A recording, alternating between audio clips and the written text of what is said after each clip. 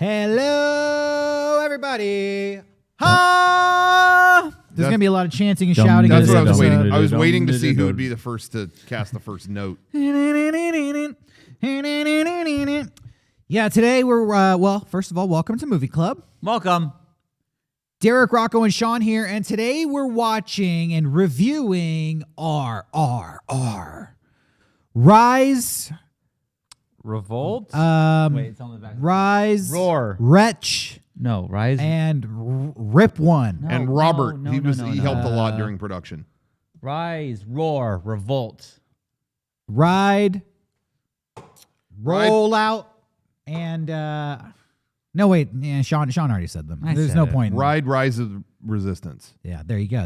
It's kind of this movie kind of is like riding the rise of the resistance. Yeah, I wish they would retheme that ride, get rid of all the Star Wars stuff. If they and made make an it this. RRR ride instead of that. And the question is, am I even joking when I say that? I don't know. I would kill to go on that. As of the filming of this episode of Movie Club, RRR is currently competing in competition for an Oscar at the 95th Academy Awards. It's in competition for Best Original Music. Now, it was for the whole score, or was it for one song in particular? I think it's just song. Is it which song is it? Is it the one I was just doing the dum da da dum da da dum da da dum? No, I think it's the it's the song the girl sings at the beginning of the movie. You remember that one? Da da da da da. There's so many. Da, da, da. It could be so. Maybe it's the violin, the Lost-esque song. Da, da, da, da, da, da, da. Music in this movie, fucking great.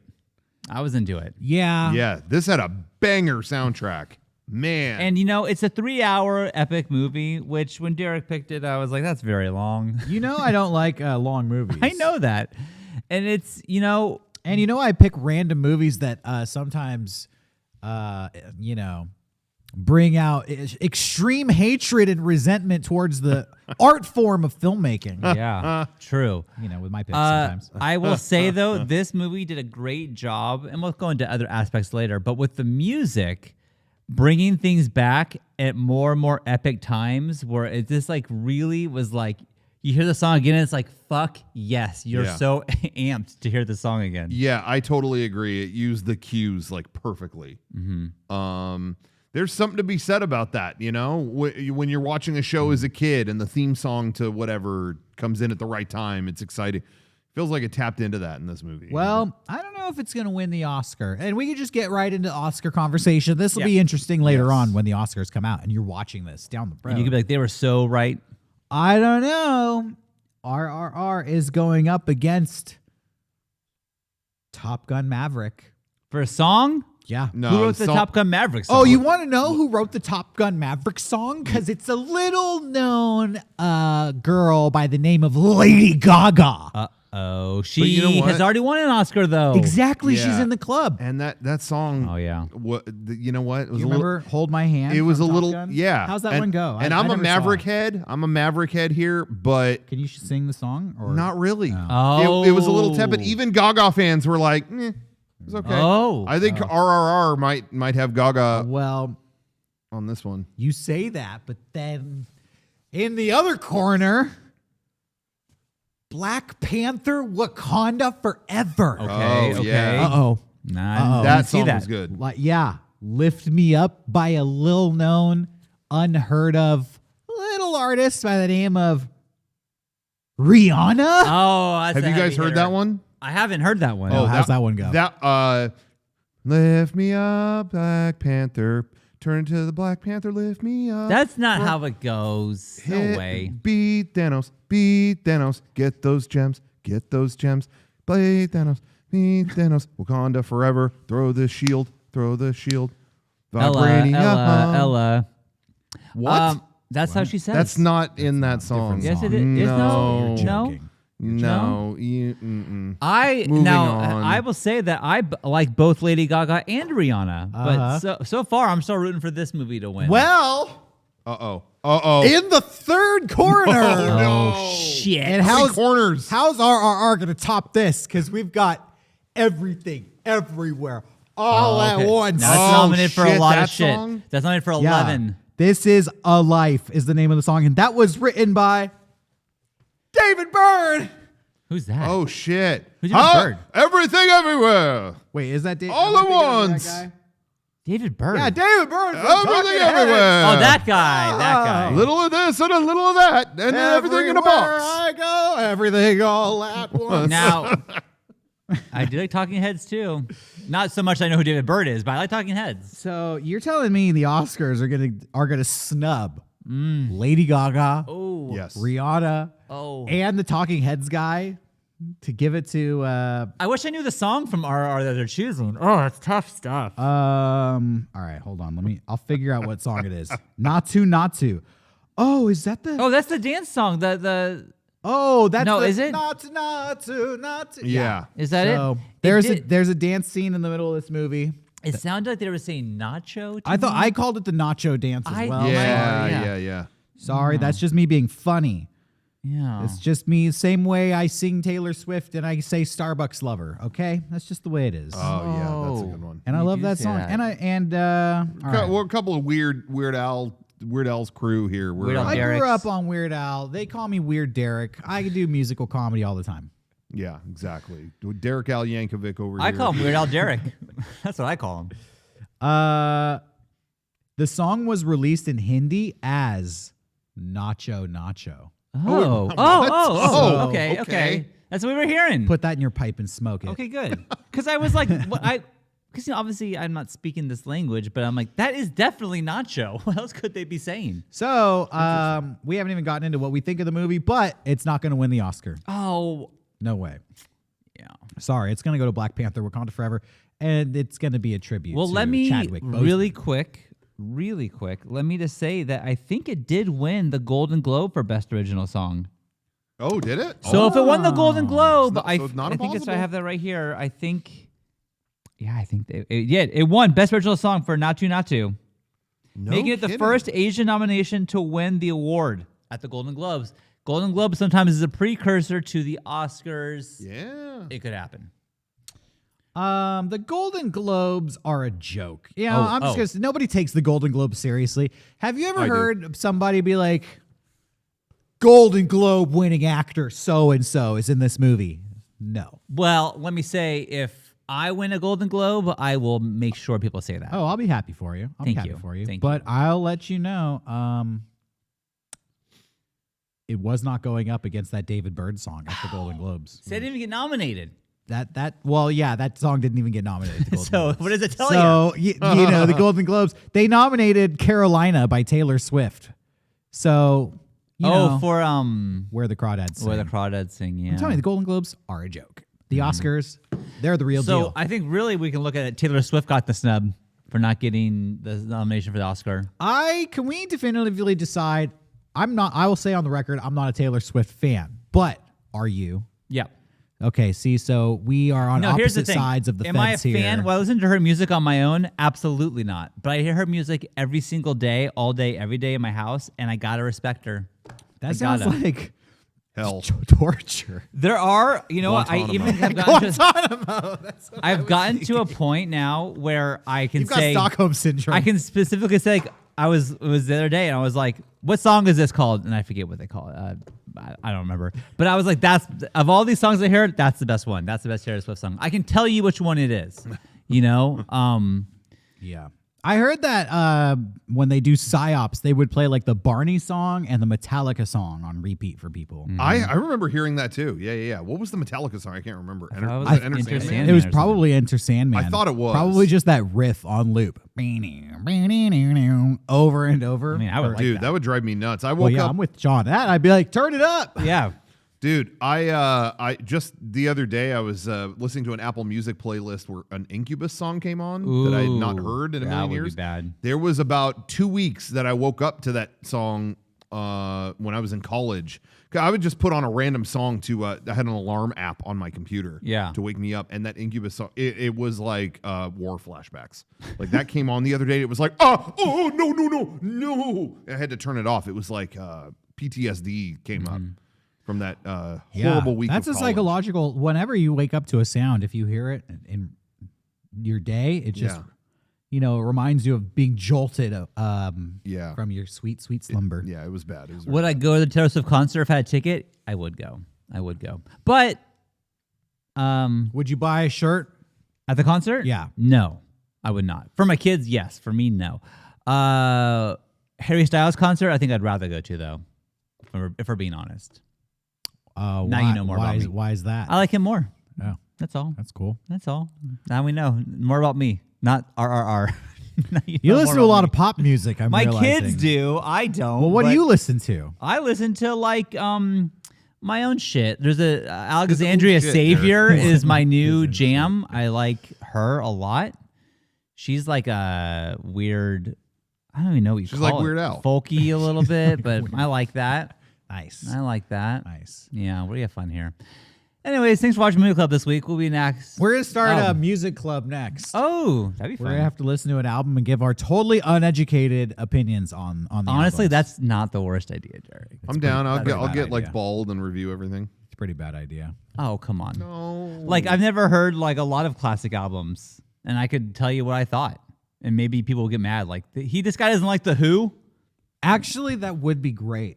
Yeah, just listen to the Beatles' Revolver.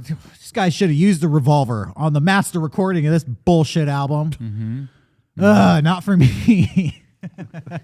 I'm ready for these hot takes on classic albums. I'm telling you, that's not bad. People content. would like that. Yeah. All right, well, RRR. We've talked enough bullshit. Let's get into the movie at hand. Are you ready to discuss it? Yes, I am. I was saving that one. That's great. Well, let's. So I picked this movie this week, and on the Mega64 podcast, our main show. Hey, go check that show out if you haven't watched it. Subscribe, give it a view. Of course. About 2 months ago, we had our good friend Gene Goldstein on, and he recommended this movie randomly. I'd never heard of it before that. He said, check it out. He described it as, I didn't like his description. I'll be honest. He said, guys being dudes. And I was like, that. What? You're not selling me on a movie when No. You know what? that's your description Derek, of it? I remember now that review and Yeah. thought to myself, I'm not watching that. I'll never I watch did not this. realize it was No. this movie. Yeah. I How want to see funny. guys get fucking like feminine and cool. I Guys wanna being see, dudes, You know, huh? I want to see him get Yeah. in touch with some stuff. Yeah, that one didn't sell me, that review. Well, he went on to say, it's about these two basically badass dudes who form a friendship, and they're just like badass dudes being badass dudes together all over India. And that's all I knew about it. And I was like, all right. And honestly, I was looking for something to like watch while I ate a burrito later that night. So about 10 minutes worth of content. And I was like, let me pop this on. I'll get through the title sequence, whatever. I really don't care what I watch. I ended up watching the fucking 3-hour movie. Whoa. I just kept waiting for it to like Get slow boring? down, Yeah. for it to slow down, And I was like, all right, well, this is cool. All right, cool. Wait, hold on. Wait, it's going somewhere. And before I knew it, I was just sucked in. I was like, dang, I think I got to recommend this for Movie Club. I've been trying to get you guys to watch this You for have. weeks. Yeah. I almost made a campaign to replace Uncut Gems. You did. Yeah, this movie. yeah, that's right. We almost did that. Yeah. But we thought the audience would be mad if we didn't do that. And I'm it- glad we watched Uncut Gems. Me too. And also, I had just watched Uncut Gems, so I'm like, oh, I'm ready to talk Sandler's butthole. I'm not ready Yeah, to move well, on. I'm always ready for that anytime. So that's why I brought this movie to this episode. Now that you guys have seen it, you want to give your takes, what you think? Yeah, well, I will say that this was recommended to me by another, like a dad that I know at my kid's school who I'm friendly with, who always gives me pretty solid recommendations. And so he said this, and I was like, well, Derek just said it, and now he's saying it. Like, what is this fucking movie? Like, what? It's weird, let alone like one person would recommend like a Hindi movie to me. It's like, okay, well, that's cool. It made its way across. But to have two, it's like, well, this must be something then if it's becoming like people are talking about it. So what is this? And so, yeah, when I put it on, I really had no idea what to expect. Like I went in completely blind, and I'm glad that I did. It was one of those movies where I was watching it for this, but I was kind of watching. It's so long. I watched it in segments. Yeah. Which is almost kind of broken into chunks. There's like it goes to like some like graphics sometimes in the middle of like action. So it kind of. Every time I see one, I'd pause it. I'm like, all right, I'll get back to this later. So it was kind of a good stopping point, I thought. But I was watching it at home, and Becca's like, what is this? And I had to like pause it. I'm like, I'm just going to show you. you're gonna watch it with me from here on out, but let me just catch you up. So I just like found like the coolest scenes, and like we're gonna watch all these things together, and then you're ready to watch it with me. He loved it too. So I don't know. It's one of those movies I feel like I will recommend to people just for that aspect alone. Yeah, for me, I was constantly hearing about it. Dude, you need to check out this RRR movie. You have to check this out. Okay, and then I went to Beyond Fest in LA. I think I saw Banshees of Inisherin, Shin Ultraman, all before like their major releases or whatever. It was really cool. Really recommend checking out Beyond Fest if you're near LA whenever they do it. And they showed one of the days that I went, they showed a chunk of the movie in a theater. And I kept hearing from people, oh, you should see that because I guess they're going to screen it. And it's like, dude, they're going to showing that in a packed theater. You want to be there. You want to be there. I kept hearing that, but it was like never going to work out. Like the timing was just like, I kept hearing about it, but I just couldn't make the timing work. And now having seen it, I'm like, man, I'm bummed the timing didn't work, because seeing that in a packed theater would have been fucking crazy. I think so too. This is a movie that we get it on Netflix. I was doing some research on it, and they were saying that, like, it's hard for these movies to make it all the way to America, and it's hard, there's like an audience for it, but it is, mostly like the Hindi population in America who wanted to see it, and they've heard about it from their families at home or whatever. But it's in theaters for like a week, and then it's gone. Mm-hmm. Yeah. And I do feel like if they put this in theaters now, it would probably get a resurgence here. Yeah. I want to say I think it might be really? Getting a limited thing right now. It just seems like a perfect theater movie. Like if you saw this in IMAX, I think that would be a great time. Yeah, I did. I will say they screened it again in LA, I think just like a week or two ago. And I saw Instagram stories from the screening where not only was it packed, but I think the director was there, maybe some of the stars. I don't remember, but they were all dancing in the theater at the end. Like the whole theater was standing up, doing the dances. And shit. I'm like, I've never seen anything like that. And people I know who went were posting, hey, I don't know how these videos look. This might look lame. I promise in the moment this was great. Sometimes there's an audience reaction where it's like, yo, everyone shut up. It's like a flash mob. Yeah, but they said like, no, this happened organically, and the director was doing it too. It was a great night. So wow. Well, I want to do the nacho dance, I wish I was there. That's awesome. Yeah.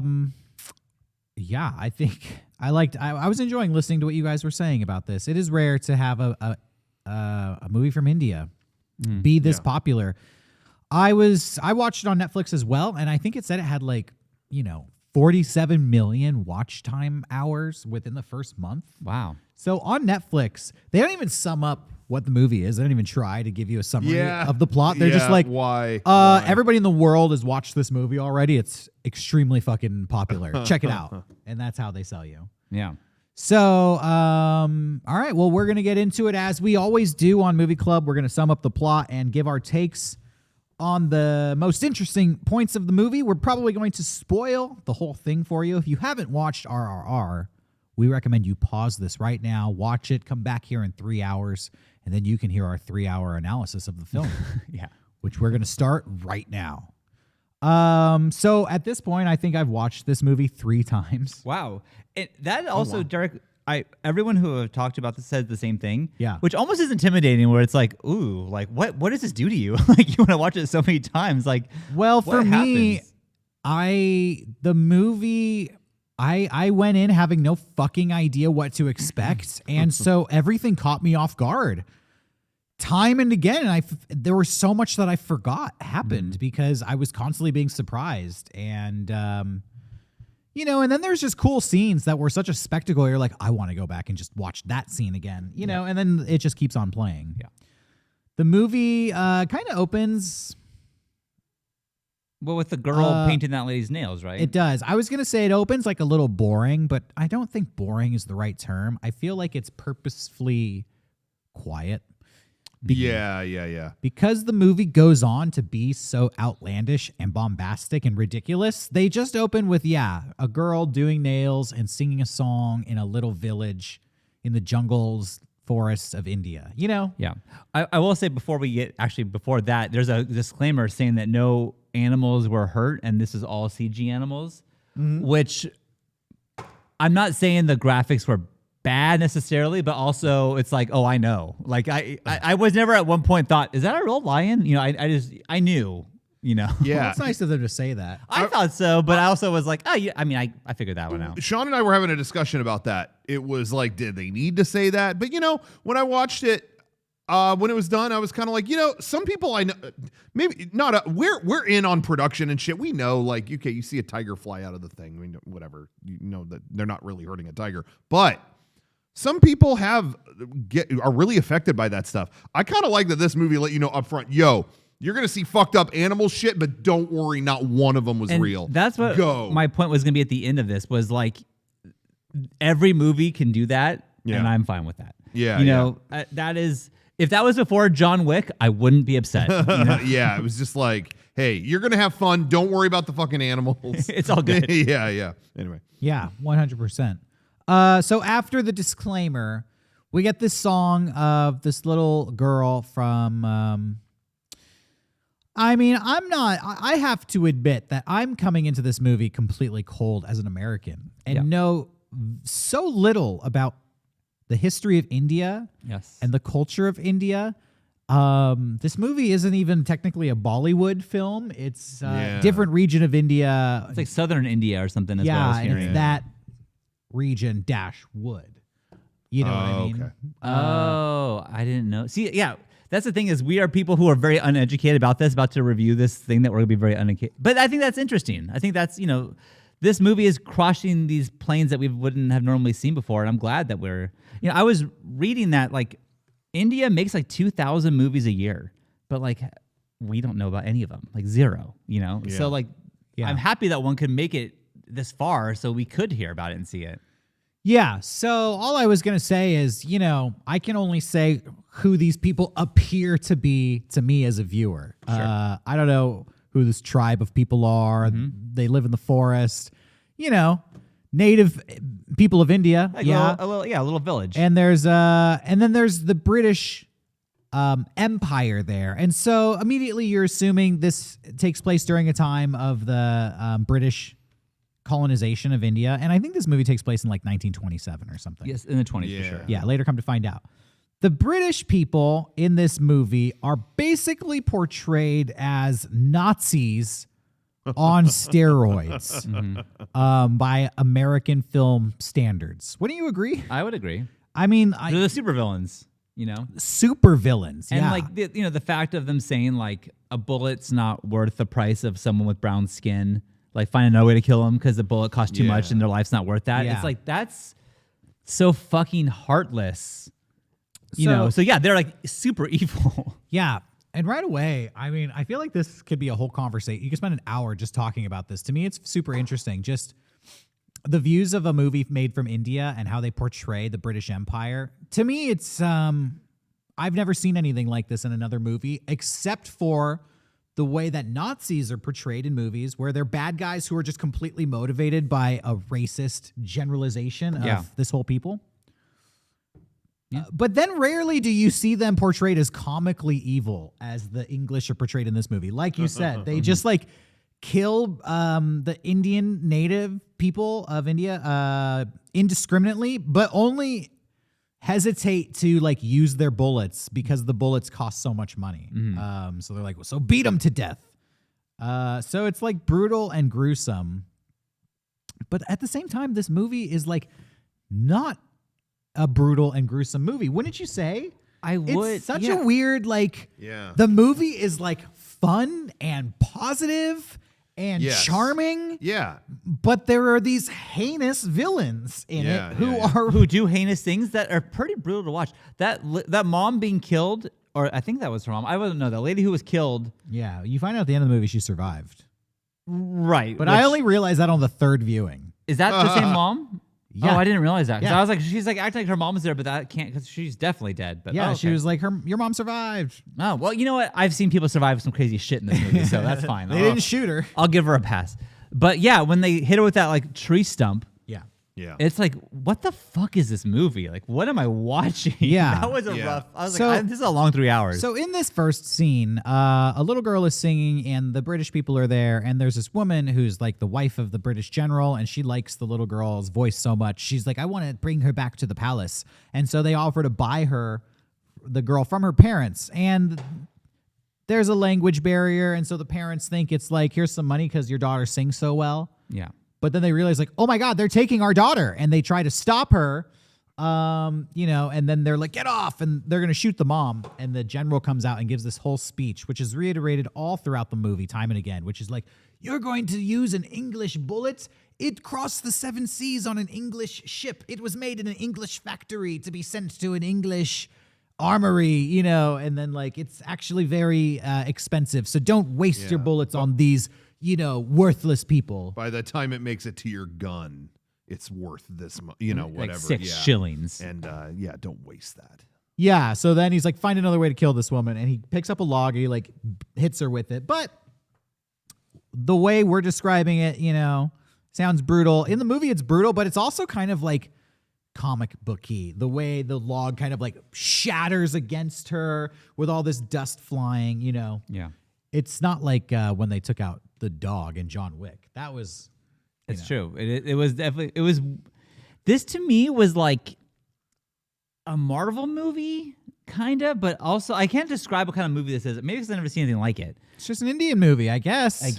Yeah. But yeah, the log hits her face and it's like super slow-mo, like boom, and it's like blood everywhere, and like the log shattering is like, okay, whoa. What I love about this movie, and what I think why it resonates with people all over the country, is this movie just focuses at the end of the day on being entertaining. Yes. And it doesn't shy away from different avenues of entertainment. And sometimes watching somebody get fucked up is grossly entertaining, morbidly entertaining, right? Well, I mean, you want to get an emotional response, you instantly go, fuck these English people. Like, that's like your immediate thought is like, and it causes an instant reaction of like, well, now I'm fucking mad, and I'm gonna watch what happens. I want to see them fucking punished for what they just did. What I'm getting at though is it's not who the violence is directed at. It's just that this is a violent movie. Yeah. It shows people getting gored by animals, trampled by animals. It shows people getting like shot with bows and arrows, shot with guns, beaten to death, whipped and tortured at certain points of the movie. I feel like those are kinds of scenes that Marvel and Disney definitely shy away from. Yeah. True. But this movie is produced and filmed like a Marvel and Disney movie, but it's just exploring these darker themes. Yeah, you know what? I think that you nailed it, Derek. That's exactly right. Because it is a Marvel movie if the violence was turned up to 10. And the villains were like extremely racist. Yes. Yeah. But it does it all. They commit to all of it in the most heightened way that you're not watching it going, oh no, oh God. It's like, no, okay, I'm with you. You know what I mean? It doesn't waver. It doesn't waver from its style. It doesn't waver from. Keep this in mind. The whole movie, every fucking scene in this movie has wire work in it. I feel like the love and romance scenes have wire work in it. Yeah, When he hits that woman with the log, she fucking goes fucking flying. Look at this poster behind us. Yeah. They're doing wire work they couldn't even take a photograph without the wire work in this movie. Yeah. Every single character had a harness attached to them, and they're like, they're over there, and they would just like leap over this table in like a single bound. And that's kind of the Marvelized aspect of it. Right. A dude sneezes and he'll like get blown back. And that was when I was showing Beckett. He was like, so they're superheroes? I'm like, they're just people. And this is how people just act in this movie, but they're just people here. Yeah, this movie is like a tall tale. Like, you see that he's flying. He's not really flying. I love it. It's like it's modern day mythology. It's the idea of superheroes. We always say, oh, superheroes are just modern day mythology. Well, this is modern day mythology, Yes. but it's not fucking a guy from another planet. It's just a revolutionary leader. Which is both based on true, like, real leaders. Yeah. I read. And then they said that, there's no documentation that they were ever met each other or whatever. I don't think they ever did. But I guess there was two points in both of these revolutionaries' lives that they kind of went under the radar, and so the director thought, well, what happened during that time? So they wrote this movie as if this is what happened in that off time. And we haven't even gotten to the story of No. these two people. We're still at woman gets hit with a log. Shit. Oh, no. So, the opening of this movie. Well, so the log, Yeah. it was, no, go ahead. So I think it's a cedar log. Yeah, The little girl gets kidnapped, and I love this movie. The way they tell their story, I think, is just like expertly crafted. Where they start with this story, and then here's an unrelated story, and here's a third unrelated story, and you see how they all start to come together. Right. Which was confusing to me at first. And I Yeah. do think if and when I watch this movie again, it will make so much more sense, which is probably why people watch it more than one time. That's why I watched it 3 times, because it was just so cool visually to watch. But then I was like, I kind of didn't understand a lot of what was going on in certain scenes. Mm-hmm. By the way, did you watch it in English or Hindi? I watched I just hit play on Netflix and whatever that was, but there wasn't subtitles. There was not subtitles. There was not subtitles. I turned them on for a second, but then the subtitles and then the dub were not the same. It was distracting me. All right, we're going to give valuable information to the viewer now. There's no correct way to watch their audio because the original language is not even available. Yeah. Oh. This is what I had learned. There was a lot. I went out to find out like what's the proper way. I want to watch it the best way. Yeah. And it went in circles. I got forever. into like not fights or arguments, but I watched it with Joy and we went back and forth because she's like, you're watching it in English, put it in Hindi. And I was like, but it wasn't filmed in Hindi originally. Yeah, they're speaking English at some point in this movie. But there are points in the movie where they are speaking non-English and English at the same time, and there's like translation issues. And so when I watched it in English and everybody was just speaking English, I was like, so what the fuck's going on? Like they're speaking to each other, but they don't understand, but they're just like talking to each other. Mm-hmm. So yeah, I don't know. What language did you watch it in? Hindi? I mean, English? whatever you hit play on Netflix, whatever that is. Oh, no subtitles. So you watched it in English. I guess it was English. Yeah, it was definitely English. There's no subtitles. Okay. Yeah. What about you? Hindi. Yeah. I've watched it in both at this point. Yeah. Another thing that's interesting about the release is the what's on Netflix. Man, I have not seen a movie streaming. You know, movies are higher quality. Sorry, this is a nerdy thing to get into. On a disc, it will always like generally look better on a disc than over streaming, just because less compression, things like that. This is the best I've seen a movie look that was streamed. It looks so fucking crisp in 4K. Oh. And then I found out that this is also, they opened the mat so it filled the whole screen for this release of it, but actually in theaters it was more of a wider format. And the only way to see it that way, I think there's like a Hindi streaming service that you could see it that way, or in theaters. But on Netflix they opened the mat. And so, yeah, there's a million different versions of this movie, and I think there might be a 3D one. What the fuck? Either coming or it did come. Dude, where tigers in your face. it wasn't originally intended that way, and the director was like, 3D? No, cheap. And then he watched, they did it, and then put it in a theater, and they said he was moved to tears. He said, I didn't know it would move our characters closer to the audience like that. So I approve. I would love to see this movie in 3D. Right? This would be I the most actually think that incredible would, 3D I actually think that experience would add even ever. more to it, maybe. But ever. Anyway. I would love to see this. By the way, what's your favorite 3D movie experience? My favorite 3D movie experience? Yeah, for me, it's the movie Gravity. Oh, dude, yeah. that fucked me up. I'm with you. That was one. That was good. That was one movie that I thought the 3D enhanced the story almost. And then I bought the movie, watched it at home, and I was like, I wish I kind of, it's not as good. Not in I will 3D. say, though, the part where she's first lost and is spinning, I almost barfed because of the 3D. It was already a lot, and then the 3D was like I get that. part of the experience, though. Yeah. Gravity was the only movie where I felt like this is enhanced by being in 3D, where 100%. a lot of movies I was like, I don't give a shit. Oh, wow. I can see the fucking guy in the background in focus. Cool. But watching Gravity, I was like, damn, I'm in space. Like, holy shit. Like Avatar always gets the credit for like, dude, what it did for 3D. And it did, but you could watch it at home and the story would work. You know what I mean? Yeah. It's the same shit. But Gravity was actually affected by it, I felt like. Yeah. I agree with you. Anyways, where are we? Uh, We're 10 minutes into the movie. Oh, shit. And 34 minutes into this episode. Oh, no. So we get introduced to our first main character, Raju. I even think somebody calls him Michael at one point in this movie, but he is what is known as the Fire.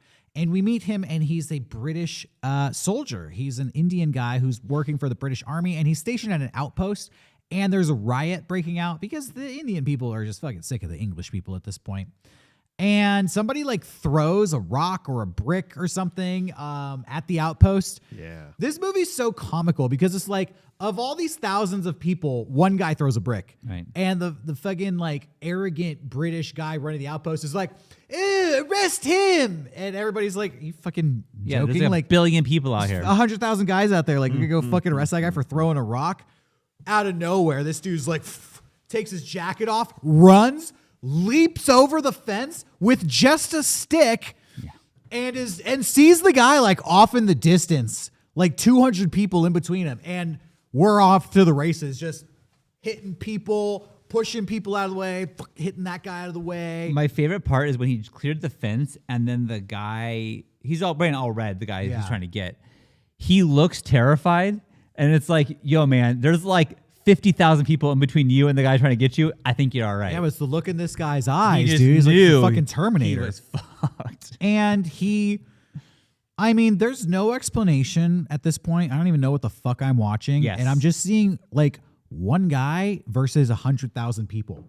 And this is like a 12-minute scene, it feels. I don't know how long it actually is, but it feels like a 10-minute scene where, I mean, they dogpile this dude. They're choking him. He breaks out of the dog pile. He fights his way like up a mountain. Yeah. He kicks these people off a mountain. He jumps on like a fucking sniper tower. He topples the tower on these fucking people. He catches the fucking guy. Yeah. They're beating the shit out of him the whole time. Then he fights his way back to the fortress and like delivers the dude. And he's like, there you go. And every shot to me was like an impressive, it looked great in every angle. It was like, there was a shot, they're all piled on top of him, and then it cuts from the opposite side of his face, and there's people, you know, like it just looked, everything was like, oh fuck, and then it just kept changing and one-upping itself. It was wild. Yeah. I wanted to see as much behind the scenes shit about this movie as possible as soon as it was over, and they said that guy, I think they shot this whole scene over like 30 days or something. Wow. Like that. And they said that guy did not get a scratch in the whole 30 days. They said we had gangs of people on him to where we would yell cut and no one could hear it. We had all these things, and they said that guy was so pro, not a scratch, like never like had real an life. injury, never had. Yeah, they were all just like, damn, we cast this one right, Dude. Yeah, they nailed that casting. Yeah, the actor in this movie is great. Both of them are, but this guy is awesome. Yeah, it's fucking. He should be in more movies, and I'm sure he will be. I'm sure. after this. I have to assume after watching this, like, if both of them, but if that guy in particular is not a superstar already in India, which I mean, he has. I to think be. he is at this and he's point. like got to be the biggest thing out there. Yeah. But he will be if not. So I think it's one of my favorite lines in the movie. At the end of this scene, this dude's like, there you go, there's the soldier, and he like goes back to his post and just stands there. And the riot's kind of dissipating at this point because these fucking guys just all had their ass kicked by one dude. And a soldier comes up to the captain and he's like, that riot was pretty scary. And the captain just looks at this badass and goes, he scares me more. Yeah, and it's like so melodramatic. And by the way, the music that they're playing is like really badass. Yeah. so good. The song they nominated, I'm sorry, fucking sucks compared to yeah. the music in these badass Yeah, I'm surprised scenes. the whole score isn't nominated. Nacho that blows my Nacho mind. is a cool song. I like that. And we'll talk about that scene later. Yeah. But it's the like underscore that is so powerful to me. Yeah, I cannot believe that score is not nominated Yeah, compared to the other stuff. It got robbed. Yeah. So then we move to our next main character, Beam, known as the Water. Raj is the fire. Beam is the water. And Beam is in the jungle trying to, he's doing weird shit, you know? That is another thing where like they keep introducing these characters, but they're doing the weirdest shit. And this guy like being chased by a tiger, and it's like, is this? Well, at first, he's out there like baiting himself. Right. And then a tiger starts to chase him. Yeah. And then a wolf starts That's to chase what him. it is, yeah. And then while the wolf is chasing him, a tiger overtakes the wolf. And now a tiger and presumably the wolf too are both chasing him. And he runs through the jungle. And it's a pretty badass scene too, but we find out he's trapping these animals. And he like runs them into an area where That's what he's doing. he has friends who are dropping cages on them. comes into play Come later and play on. later. Okay, because I was like, what the is he training? What the This fuck is why is you gotta watch the happening? movie 3 times. Yeah, I'm telling okay. you. All right. Then we cut once again to a new character, and this is like non-characters, but they kind of just establish the story here. And it's a meeting in Delhi, I believe. And they're kind of meeting with the governor, the English, the guy who's kind of running the situation there.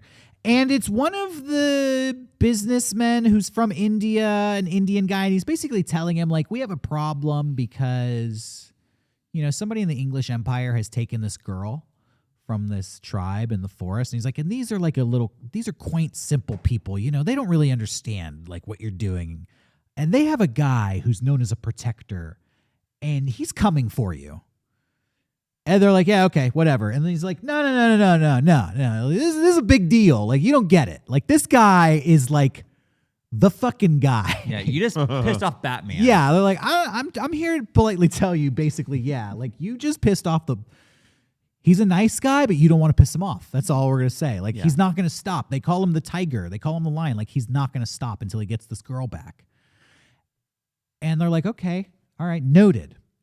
And this is Beam. This is the dude who was catching tigers in the jungle.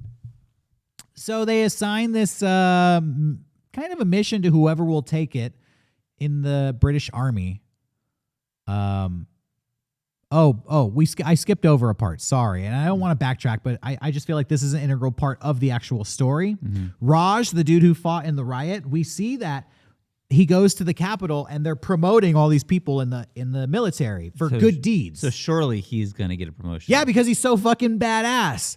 And they pass over him. And again, it just cuts to this badass scene where he stands there fucking angry and everybody leaves and he's just standing there like a statue, not moving. Hard cuts to him like beating up a punching bag and he like punches it so hard he destroys it, Yeah. And it's like this guy is fucking dying for a promotion. We don't know why, but he wants this promotion so bad. Mm-hmm. So now the British Army tells them, hey, this lion, this guy from the jungle is coming. We need somebody to capture him. This is a big deal. So whoever does this, it's got to be a big deal. So obviously, like, Raj takes on. You'll become a special officer. He takes on the goal of tracking down Beam. But they also said, like, we don't know anything about him. Don't know what it looks like. We know just nothing know about he him. exists. Yeah. So he just goes out there to find this guy knowing nothing, like goes undercover. This is kind of like the first hour of the movie. The first act of the movie is how these two guys kind of come together. Yeah. Long story short, they meet each other randomly. Kid, right? Yeah. When this like accident happens on a bridge, a train like basically explodes on a bridge and this kid is trapped on the bridge and they work together to rescue the kid. It's a super epic scene. Very. It's right there. That's the scene. Yeah, at this point, it does kind of turn into a Marvel movie because one of them's on a horse, one of them's on a motorcycle, and they're like meeting, racing up and down the bridge with ropes. They jump off the bridge to like swing underneath it with each other to like save the kid because he's about to float into these flames, and it's crazy. I mean, you kind of have to watch the movie to understand this scene. But what do you guys want to say about this first hour of the movie when these guys are just like looking for each other? I will say that I think started figuring out what was happening right about this fishing scene with the kid. And like I finally was like, okay, this guy's looking for this guy. Yeah. This guy works for the British Army, so I thought I liked him, but maybe I don't. Maybe he's a villain. But it is a lot of piecing things together, which is kind of the fun of this, I guess. But yeah, whenever this scene right here, it's just so cranked up to like past 11. It's like to 15 of like he grabs the flag and I'm like, why is he grabbing the flag? Then he gets it wet. I'm like, why did he get it wet? And then he throws it to the guy who wraps himself to get covered in the flames. Like this is so thought out to an extreme, like insane level. But like I was like into it, but laughing at the same time. I don't know. I hate to use this term because it's to me like the cringiest fucking term ever when describing a movie, but I think it's a epic movie. I think that that term was overused so much in the 2000 to 2010 decade as a marketing ploy when they're like Scott Pilgrim, the most epic movie. That was the end of that word, by the way. The Scott Pilgrim. Yeah, because it was when it was an epic of epicness. Over. Never heard it again after that. Yeah, because it's just a high school kid, going on a bunch of dates. But this movie like reignites the cinematic epicness. Yes. It is like slow motion guy, swinging on a rope, dipping a flag in the water, and then throwing it at another guy who like wraps himself in it as he's engulfed in flames, and then comes out the other side of the flames to unfurl the flag, slow motion. It's slow motion, and you're like, what the fuck am I watching here? Yeah. Like, but what it gets right is already this movie is not, even though it deals with serious stuff, it's not fucking dour about it. It's not like acting like, whoa, wasn't that the coolest thing you've ever seen? And it's, dark. It's not that, but it's also not, all of that happens. And then when they land, I just swung on a flag that was on fire. I guess that's a thing that happens. They don't play it like a fucking goof either. And that's what these Marvel movies, I feel like, do all the time. This movie, this is the perfect thing that I search for, where it's like goofy, it's melodramatic to the core, but it takes it seriously, and it finds that perfect blend of serious and camp, and just it does it so well. Yeah. And so it's exciting to watch. It's fun. It's heightened.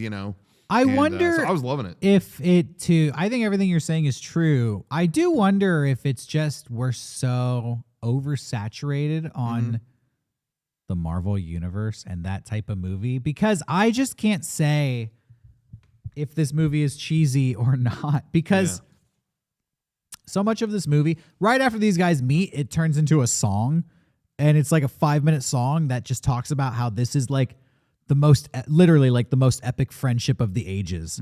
Like eternity has united to bring these friends together, but we know that their hearts will compete when their identities are revealed, and it is like very. See, I didn't know what the song said. I couldn't. Oh, because you didn't have subtitles on? Yeah, so it was just the song. Dude, the lyrics of the song tell the story. Literally, the songs that they sing during the fight scenes are narrating what is happening in the fight scene. What? Like later on in the movie, when these guys are like attacking each other, the lyrics of the song are like, "The skies turn dark with fear as Beam the lion strikes from below." What the fuck? And then Beam comes up in slow motion, like spears these two guys. Wow. Yeah. I didn't realize that. Okay, so the lyrics at this part of the movie, because it's like a musical montage where they're just being best friends. Yeah, like even like piggyback ride shit. Like they're best friends. Yes. They're really good friends. And the lyrics are basically narrating that these are the two most epic warriors, the two most like powerful men ever. And it's a friendship of epic proportions and magnitude that is destined to be undone when they find out each other's identity. Shit. Because you see in that montage that Raj is searching for this mysterious protector. It is hilarious. Like, he shows like the mugshot or like the drawing, the sketch, and it's so clearly the other guy. Yeah. But it's the other guy's brother. It's Beam's brother. Right. Correct. Which we're not even going to get to. Raj goes undercover and basically is telling people at these meetings that he wants to meet somebody like Beam, and Beam's brother says like, I can introduce you to that person. But then somebody salutes Raj. I recognize him as a cop, and Beam's brother's like, "Oh fuck, you're an undercover cop." And so that's kind of the drama of the first act. Yeah. So this point in the movie, I'm expecting them like get to the fight, get to the showdown between these two, but they introduce a love story. Raj works for the British, and as he becomes best friends with Beam, this Indian guy from the forest, Beam falls in love with a British woman, and Raj helps him go on a date with her. Yeah. This is the scene that's confusing if you watch it in English, because Beam does not speak English, right, and Raj does. Yeah. And they have a scene where, Raj is acting as an interpreter between the two of them. Like, she says this, say something back. And then he'd be like, he says this, But when it's all in English, I was like, everybody here's speaking in English. And you're just interpreting. When I watched it, they didn't translate him for these parts. So he was not translated. So I didn't know what he was saying again. Oh, okay. So it was just him kind of like, like they made that kind of sound, but it wasn't being translated into like what he was saying. Oh, okay. Yeah. Anyways. Well, so Beam, the water, the guy from the forest, goes on a date with this British woman. And, he really likes her. And as he's hanging out with her, he finds out that there's a girl at the palace from the forest. Dun-dun-dun-dun. I know just who it is. It's the girl he's looking for. Yeah. Yeah. And that's it. So, and now we're moving into like the second act. He pretty much decides like things are going good. I need to rescue this girl. He goes into the palace. He talks to her, blah, blah, blah. But there's this culmination, kind of like a midway point where he stages this attack on the palace, or I don't know what you call it, fortress or something. Yeah. Is it a palace? I guess it's a palace. I'm going to call it a palace. It's the government building where the British are operating their colony from. Shenanigans. Yeah. Yeah. He goes in there with like carriages full of all of these captured animals from the jungle and unleashes lions, tigers, and bears. Oh my. Well, now this is definitely the part where I had to show Beckett, like, hey, to catch you up, check this shit out. Yeah. You're not going to fucking believe what's in this truck. Yeah. Yeah. Anyways. Rocco, I've been doing a lot of talking. You want to chime in about anything we've said so far about any of this stuff? Oh, no. No, you pretty much,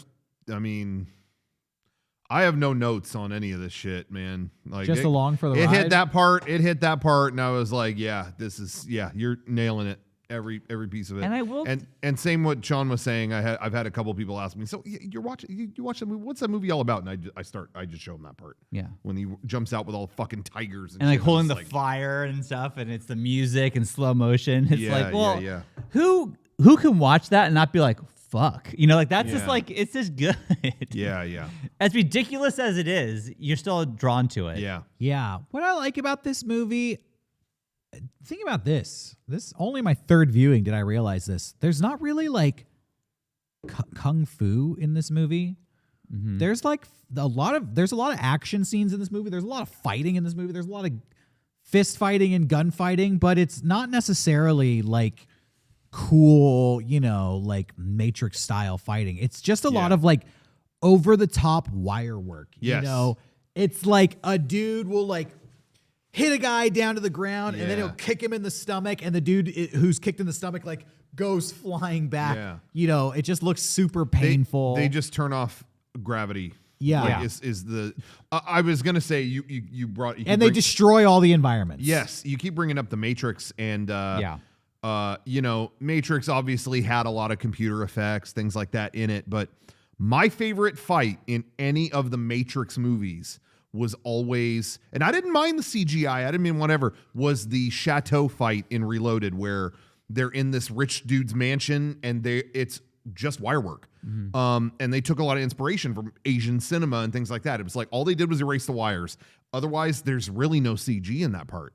And this movie, that was the style of the entire thing, was just like inspired by the best wire work that other films have had to offer. I think that's what made it so good. You know what I mean? There was CG, obviously. The animals are all CG, whatever, but it never used it in a way where it felt like what am I trying to say? Like it all fit the style of the movie. You know what I mean? Yeah. This heightened style. It really would be like the perfect Matrix movie if they were just in the Matrix. Yeah. Like that, if they just started that with you're inside the Matrix and then that's it, like it all would make way worse. But that's what's great about the movie is, and any movie, when it follows its own set of rules, know. The Matrix actually had a complicated reasoning for why everything behaved that way. This movie doesn't have a reason, but it acts that way from the very beginning. Right. If you get hit, you're going to fly 100 feet. Mm-hmm. It's that way from the beginning. So it never happens where you go like, why did that happen? You can accept just a tall tale. That's exactly. The tall tale rules of the whole thing. It makes it all work. So, oh my God, I was loving the action choreography in this part. The storming of the palace or whatever was just, we should also say is the moment, or right before this, is when they realize that they're enemies. Yeah. Yes, and this is where the movie gets even more interesting. And I really love the storytelling, like I said, where they took the time to introduce 3 different narratives and it comes together. Okay, Beam is looking for his sister. Raj is looking for Beam. We still don't know why. They've become best friends, but they're like in a way hunting each other.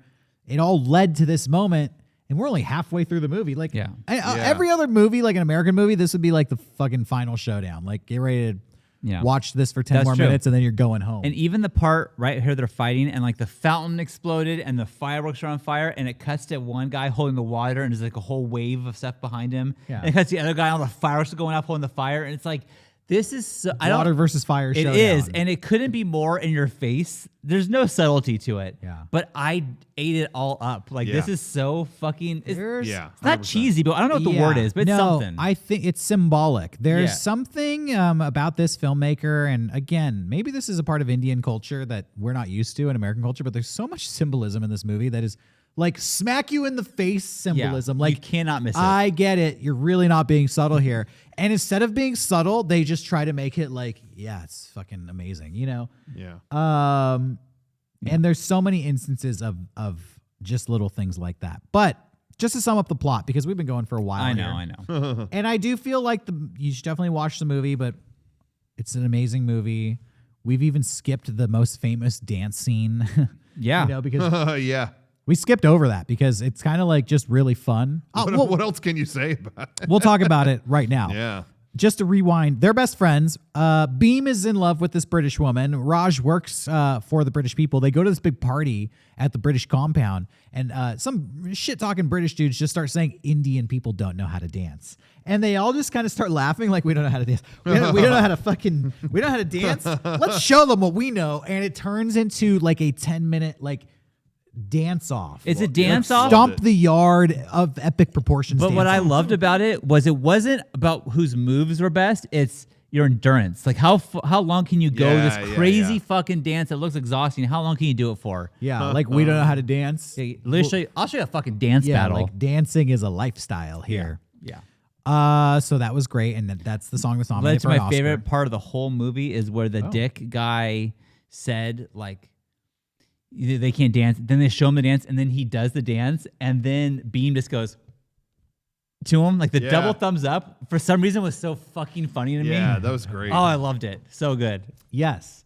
So now fast forward, we're at that palace again, and Beam has revealed himself to be the person the British are looking for, and Raj has showed up now to hunt him down.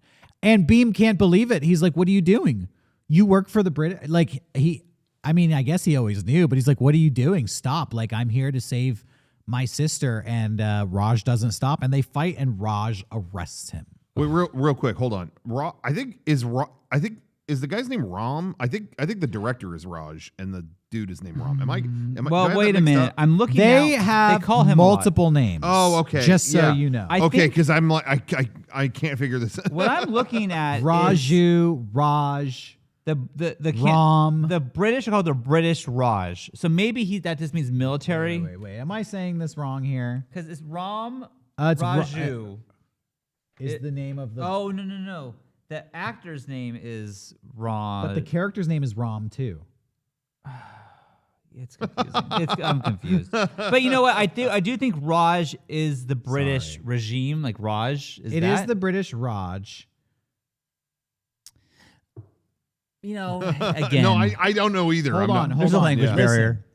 The character's name is Ram Raju. Okay. But his actual name is Alluri Sitarama Raju.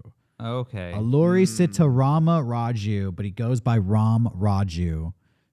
But he's known as, you can call him Ram. I think they call him Raj, but it is the British Raj. So maybe it's because It is Ram. I should be saying Ram. Okay. That's his first name. Okay. It's Beam and Ram. So sorry, I was confused. No, that's okay because I was looking in the Yeah. stuff that was written here. I was like, wait, I Ram. cannot.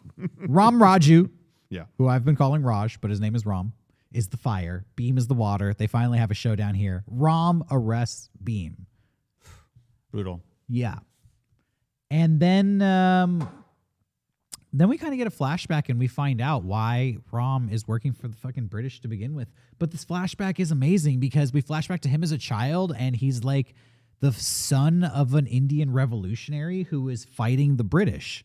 And you're like, what the fuck? Like this just How did this guy get here? This just gets Yeah. even more confusing. And you see the British like invade this kid's town and kill everybody, try to, and his father alone is like a sniper trying to hold back the whole invading army so the village can escape. But then Rom comes by his side as a child to like be there with him. And you find out he's like the best shot. He's like Hawkeye ×5. Yeah. So good. And he's there with his dad helping him like load the gun, but the British like shoot his father almost to death. And so his father gives him the gun.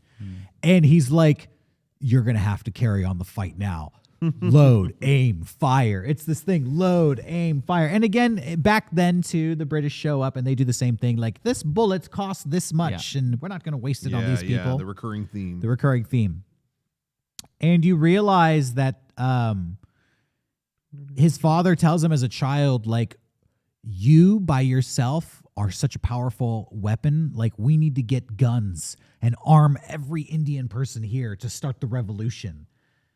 So fast forward, Rom is doing anything. He's infiltrated the British army and he's trying to get promoted to the point where he can have access to these weapons. And the only way he can do it is to prove his worth. And so he has accepted this job of tracking down this guy. And it happens to be Beam, the guy he's become best friends with. Yeah. But then he is forced. This is a great part of the movie. The British want to torture Beam.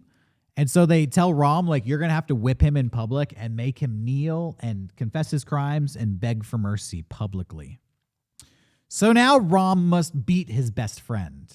And he has a question of conscience. You know, he's like, I'm on a mission, but what I'm doing right? Like, I have to beat and betray my best friend to save my country. And I really liked in this movie where the audience always knew one thing that the characters don't. Yeah, there's just one step ahead of the characters. We are always one step ahead, and so we always can see what that person's thinking before. But had they not shown you that flashback in the torture scene, I'd be like, fuck this guy. I thought I liked him, but I guess I don't. But they show you that right beforehand. You know, same thing with them like being enemies without realizing it. It's like, oh, we know, but they don't, you know, whatever. It's expert storytelling. It is. And so that's why with like this torture scene, it's like, oh man, like they're both being tortured right now, essentially. Yeah. So Beam doesn't know any of this.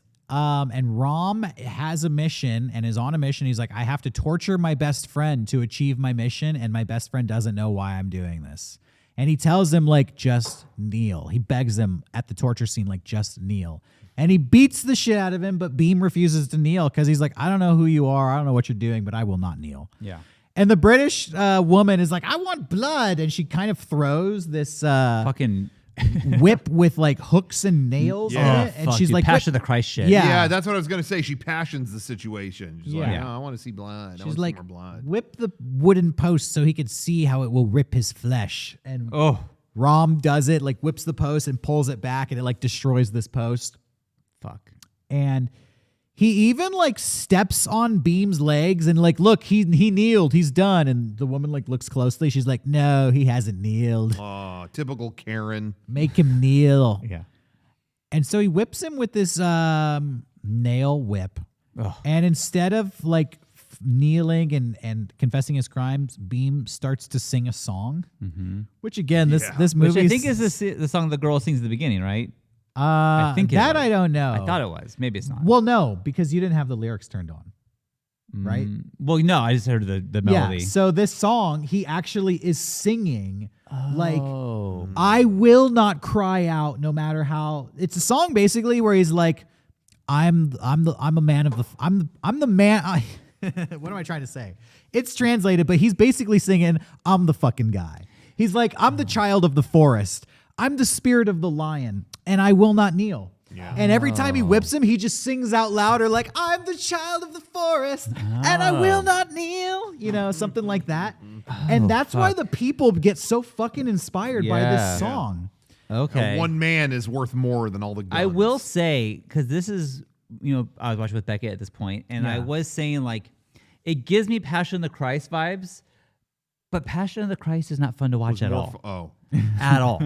And this, I'm like, I think the fact that he's singing is making this way more okay. Even though it's still heinous and hard to watch, it makes it so it's like, okay, I'm not having fun, but I'm okay to watch it. Go ahead. The only bummer with RRR is just no Mel Gibson, and that really kind of hurts it. I think is just kind of that holds it back. takes the fun away a little bit. So. Yeah, he is singing out his soul. He is like singing instead of crying. He is singing instead of bending to their will. He's singing a song, and it's a really beautiful thing. Yeah. And they tell him even at the end, it was like you know, we always wanted weapons. The people always want guns, they want weapons, but just what you did, your song, you turned everyone here into a weapon. Like you inspired them. I was trying to so get much. guns. I was doing the wrong thing. Because what happens is he collapses and without relenting, he just goes unconscious. And the people are so inspired, like, I can't believe you just whipped that guy. Yeah. He's fucking amazing. And they start trampling the barbed wire barricades. And you literally see these Indian people turn fucking ravenous. There's a scene where one Indian guy grabs a British dude and bites his neck. Yeah, that was bites his awesome. fucking neck. They start eating the British people. They're fucking gouging their eyes. They're using the British people to get over the barbed wire, like they're laying just them like down, smashing their and faces, Wow. using them as a They're doormat. just beating the shit out of them. And that's when they take Beam into like a paddy wagon and they drive him out of there back into custody. And Ram realizes, he's like, later on, he has this question of faith. His friends come to talk to him, and he's like, I've been doing all this to get guns, but we don't need fucking guns. Yeah. Beam, with his song, like you said, turned every person into a weapon. Like, you don't need to arm these people. You just need to inspire them. Yeah. And then he's like, I need to free Beam. He realizes it. So he orchestrates this whole thing where he goes to Beam's cell with the general. And he's like, he's here to save his sister. Let's hang him in front of his sister just to fuck with him. Let's do it in the middle of nowhere so this riot doesn't happen again. Yeah. And Beam is like devastated. Like, what are you doing?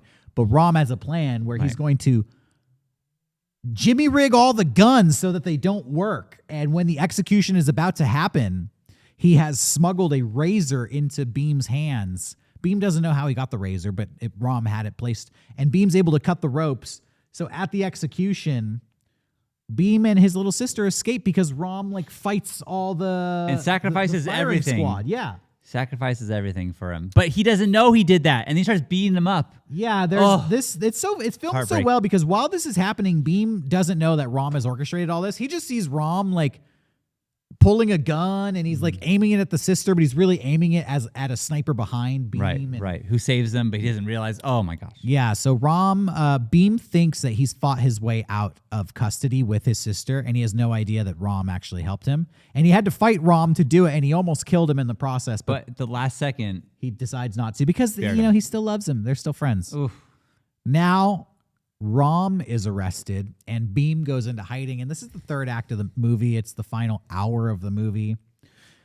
Beam is in hiding and Ram is in prison now. And the English are just beating the shit out of Ram. They basically put him in solitary confinement and they break his legs.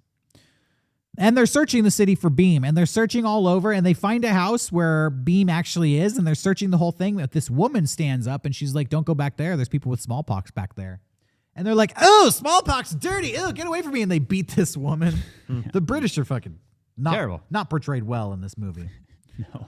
And then Beam is like, why did you help us? And she's like, I don't remember what she said, but it's like, I'm here looking for my husband. And he always said, you gotta help each other. And, he's actually in jail because he was helping his best friend and I want to help him. And Beam's like, what do you mean helping his best friend?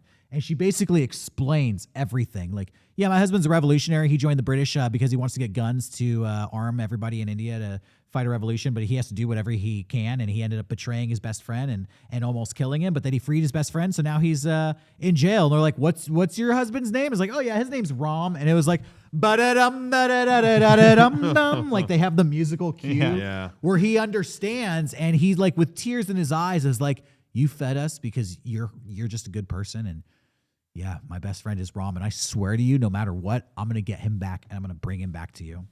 Mm-hmm. And that's kind of the final act of the movie is Beam goes and breaks Ram out. Even though Ram's legs are broken, he piggybacks him and they turn into this like fucking... It looks like Goro, like a big creature with 4 arms attacking people. Yeah. I was talking to Joy, my wife, when we were watching this for the third time. And I'm like, as an American, these guys kind of look monstrous at this point because they're like this four-armed, four-legged, Yeah. fucking unstoppable creature. But I was like, I wonder if in India this is like godlike, you know? I really wonder. I don't know. I'm an outsider. I don't. Leave a comment if you have the answers. We don't know. Yeah, but damn, it's badass. it is badass. Whatever they're doing, this part was like, this is where I was really picturing if watching this in a packed theater, I wouldn't have been able to stop whooping. Yeah. Yeah. It was so like, it's so ridiculous that one guy is holding another guy on his shoulders and they are running around like four-armed, four-legged, crazy, like grabbing guns, doing flips, swinging, Firing people from behind. yeah, like literally, like dude on top has two rifles, cocoon, puts them forward, and the guy on bottom like reloads them for him, and then like grabs a guy, two guys, and the other guy on top like shoots both of them. Like it's craziness that's happening. Yet it's not. If I was watching this in a fucking American movie, I'd be so checked out. I just know I would. I just know I'd be like, fuck this shit. Yeah.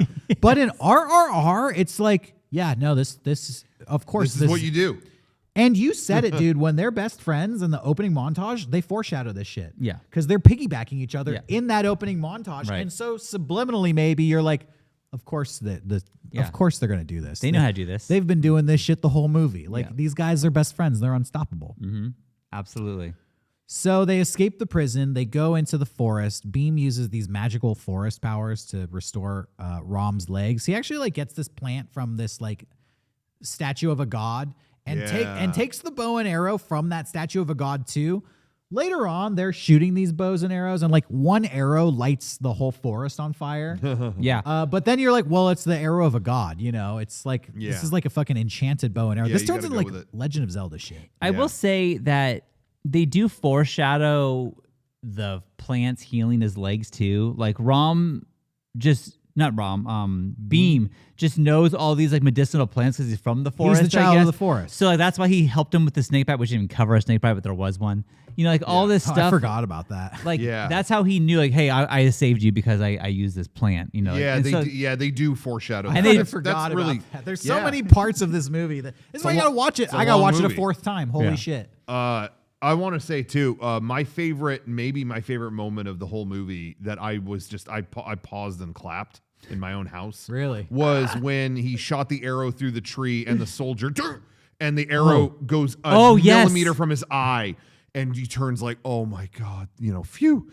And then I think Beam soars in, kicks the arrow so it just goes tunk into his head. Yeah.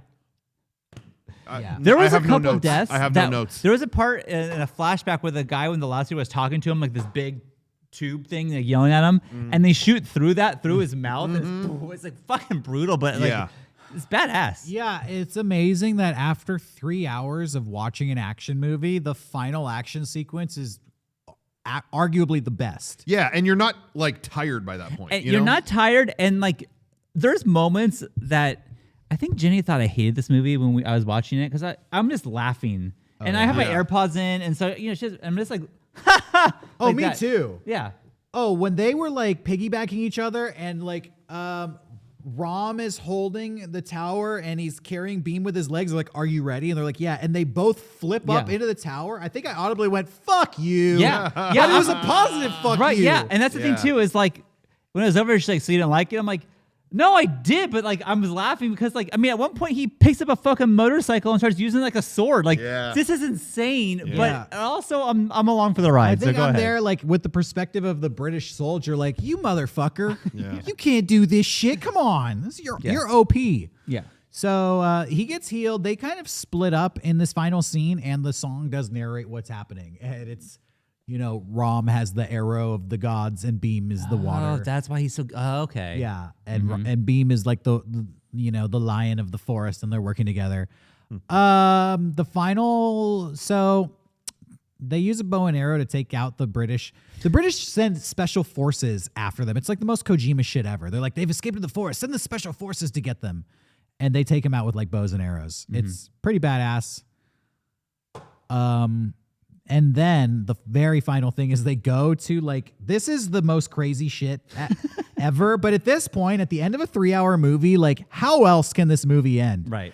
They fight their way to like the palace where all the British are, and they've armed this thing with like barbed wire. They've fortified it, but these guys like light a motorcycle on fire and like crash it into the top tower of the palace. Yeah. Of course, these guys keep all their explosives in the attic. Why would you not? The one room with all the explosives right at the top of the tower. And it causes a chain reaction that destroys everything and everyone. The British army is wiped off the map. Everyone is fucking dead. In one bike toss. Except the general. The general. Who is the guy who at the very beginning of the movie was like, save that bullet. And for whatever reason, he like, they arrow stab him to like a thing and he like has a bullet, but he like throws it away for whatever. I don't remember why he throws the bullet away. I think he gets hit by the arrow and loses it. Loses the bullet, yeah, but he's pinned there with an arrow. And they're like, I noticed you tossed the bullet away. You know what this bullet costs, don't you? As they're loading it into the gun. It crossed the 7 seas on a British ship. And this is what's amazing is in this moment, I listen, I'm American film pilled. Yeah. So I'm watching going, what's going to be the reason he puts the gun down? Like, hey, nah, walk away. Like, I'll be the bigger man. I'm not going to shoot this guy. Nope. No. Nope. It's just, what's a bullet worth? This. Boom. Yeah, and then but also he gives it to Beam, and he says the same thing his father said to him when he was a child. Yeah. He's like, load, aim, shoot. Slow motion bullet. And we got bullet time, baby. We got did, it. We did. And then the movie continues for another 30 minutes after that in just a giant dance scene credit sequence. Pretty much. It's like the reunited people, but it's like everything is like filmed a golden hour. Couldn't look more beautiful. They bring the girl back to her mom, who we mentioned at the beginning of the movie, survived the logging. Yeah, so it made me think like, besides like Rom's dad and everyone else pretty much survived. Like like Except all the everyone people who in died when modern he was a guys kid. died. And none of the British people. Yeah, they all got wiped out. Which is pretty remarkable. And again, any American movie that ends in a dance party, fuck off. I've never seen a movie earn it like He this earned one. it. Oh, it gets to that 100%. part, and I'm like, yeah, and I was dancing at home. This movie is such a fuck you to the British Empire. It's crazy to me. Yeah, it's exactly what you're saying. In an American movie, we'd find a way to like, violence is not the answer. We're gonna be, we're all gonna figure out a way to get along. In this movie, it's like, bye bye, you British fucks. Yeah. Boom. Nacho, nacho, nacho. Everyone's holding up a gun in that village at the end. It's like they all got their guns, and it's like, you're fucked, British Army. You're fucked. I hate to say it, but I'm like, we can't make this movie in America because the British won here. Not really, like but the colony, the native people never had this experience here in America. So. We also have a little bit of sorrow attached to guns. So I just think they would probably not. Sure. but it worked for this movie. Yeah. Oh man. This movie is a wild ride. It's unlike any movie I've ever seen. That's basically RRR. That's RRR. This could be one of our longest episodes we've ever done, but it's a long movie, so I think that justifies it. Derek, I think you picked it, so you can do the honors doing the first shakers. I'm gonna give it 5 shakers. I feel like this is one of the most purely entertaining movies ever made. I think man, woman, or child, wherever you are, whoever you are, you're probably gonna like get a kick out of this movie. Maybe some things will be like, huh? What? They're doing that, but you'll still be like, all right, whatever, I don't care. Move on. Yeah. So, I give it 5 shakers. For me, there are some times you go, I don't know, like a lot of times you look at a movie like Uncut Gems, some of that, and like, what story are you going to tell? Like, how are you going to tell it? Like this part, whatever.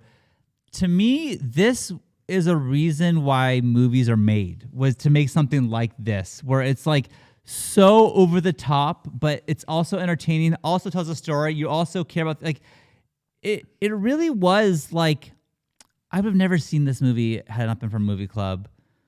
And it makes you kind of wonder, like, what movies am I missing?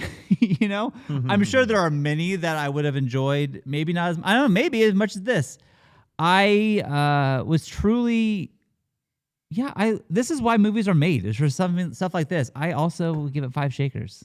5 whole shakers from me. To what you're saying, it's like, whenever I was in the, whenever I was in the kitchen with, some of my family members, you use tomatoes, they would want to use every part of the tomato, Okay, we use this for the sauce, but then we got to use this for that. You use every bit of it. I feel like this movie takes exactly what you said. Anything you could do with a movie. There's a lot of movies I love.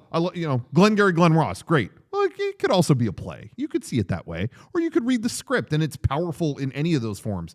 This is every piece of what you could do in a movie all turned up to 10, My only criticism is I wish they would remake it in America. Kind of just do all Josh Brolin. American cast. Yeah, like for example, Old Boy. Was like, oh, we filmed it in Korea. Like, that's why I like the American remake. What if it was like a Matt Damon, Ben Affleck, and their friends at the end? Because they're best friends in real life. That'd be fun. I just wish they would do it better, make it more relatable. I have no notes. 5. Wow. That's I have no when it ended, I was like, what notes could I give? What could I suggest? what do I know? What would I say that, I wish this, I wish that? I'm left speechless. I mean, I'm thinking like guys being dudes. Perfect being dudes. Score. Thank God Gene Goldsmith recommended this movie. I do wonder, like, what. I don't know. I'm all over the place with this movie, but like, what would it take for this needs to be back in theaters? Everyone should see this movie. Like, for us, I think it's getting re-released. I hope so, because for us to give all 5s we did it for Citizen Kane. I think. Is there another movie? Citizen Kane and this movie, I think, are just the 2 perfect films we've ever reviewed. Both are epic. Yeah, was there anything else that got 3 5s? I don't know. Even The Prestige, I know, was a really high-rated one, but did we give it all 5s? RRR is the Citizen Kane of our time. You know what we did? It was Almost Famous as well. We all gave 5s too. Did we all give that one? We did. 5? We There's did. a list out there. We did. If we have, I gave that a 5. You did. I'm pretty sure you did. I'm like 99% sure you did. Maybe not. Well, tell us in the comments if Rocco did or not. Well, I'm glad everybody here enjoyed RRR. Yeah, it's. I think it's required viewing. Yeah. I will recommend it to people as well. Yeah. Rocco, what is next? Okay, we are in Oscar season, and there's a couple movies I want to see on the way to the Oscars. I've told them before. I love when they announce the nominees for the Oscars. I always like seeing that list. I'm like, ooh, that's nominated like 1 billion times. I haven't seen that. I got to check. Gives me a list, a tastemaker sampler, like, okay, I'm going to check that out. I'm going to finally watch this. Once the awards happen, I could give a shit. I don't, oh, that one. Yeah, great. Don't care. But there's a couple things I want to see this year. And I'm going to, so let's, I say we suck the fun out of the room. This movie called Tar I keep hearing it. I don't know if it's a fun movie or not. A couple of descriptions I heard made it sound like might not be too fun. Tar. But it's Tar with a little thing over the A. Okay.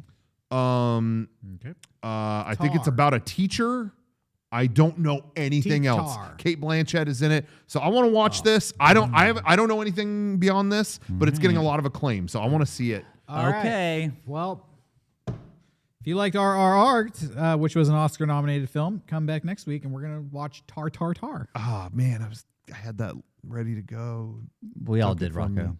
All right. No, we all snooze, did. you lose. That's why we're all paid the big bucks.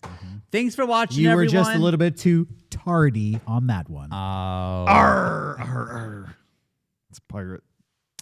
In this. See you next week.